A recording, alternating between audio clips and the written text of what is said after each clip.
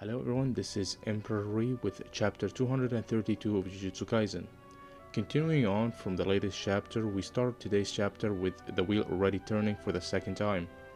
We don't see the attack that led to the wheel turning, but we presume it was off-screened. We can already see that Geke didn't wait at all, and things are moving fast. We move on to see Gojo using blue on his hand, like bubbles around his hands, and he tried to attack Sukuna with it, but Sukuna was able to dodge that easily. Gojo proceeded to use blue in a different way that we have never seen him use before, by surrounding Sukuna with multiple blue spheres and launching them towards Sukuna at the same time.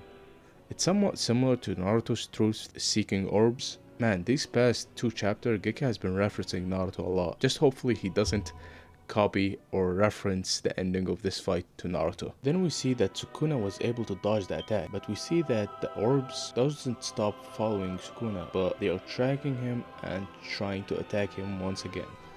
While the orbs are closing in on Sukuna, Gojo tried to attack Sukuna from behind, but Sukuna sensed him and attacked him with a flying kick, but Gojo blocks it and proceeds to kick him, sending him flying. The wheel started turning a third time, which means there is only one turn left until Sukuna would adapt to Gojo's infinity. We go back to Yuji, asking everyone if Mahoraga needs time to adapt to a technique, or does it need experience. So for time, does it only need to take the attack once, but it takes time until it adapts to it? Or, for experience, does it need to take the attack multiple times, but it will instantly adapt to it? Kasagabe mentioned that Gojo hasn't been using anything except blue since the start of the adaptation process, so it is possible that it is either of them.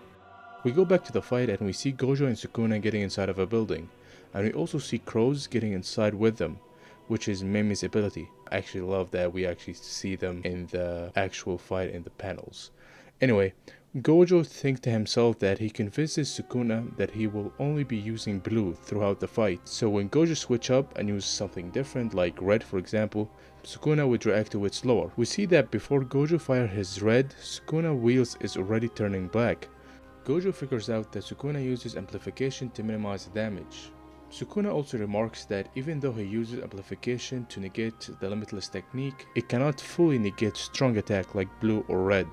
Sukuna remarks that Gojo was sloppy and that he lost his cool after he has read his hand, but Gojo says that his attack red still hasn't exploded, and before even Sukuna reacts, he gets hits from behind. This panel very remind me of Shosu Supernova, but of course unlike Shosu Supernova, we learned that Gojo already fired that attack way back in time and made it do a full 360 around the building to hit Sukuna from behind. And before Sukuna hits the ground, Gojo goes for a punch and he lands a...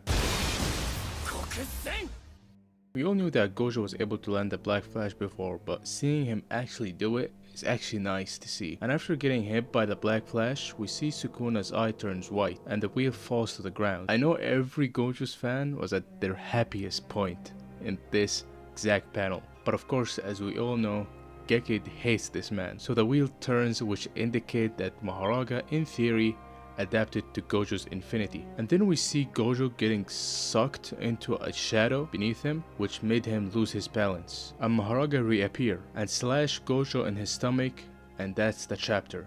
Every chapter that goes by, I'm reminded that Gojo is truly the strongest. And to be honest with you, if Sukuna was still in Yuji's body, Gojo would have finished this fight way sooner, but of course that's not how things panned out. And from how fast things are going right now, I won't put it past Geke to kill Gojo in like the next chapter. Overall, amazing chapter with great action pieces.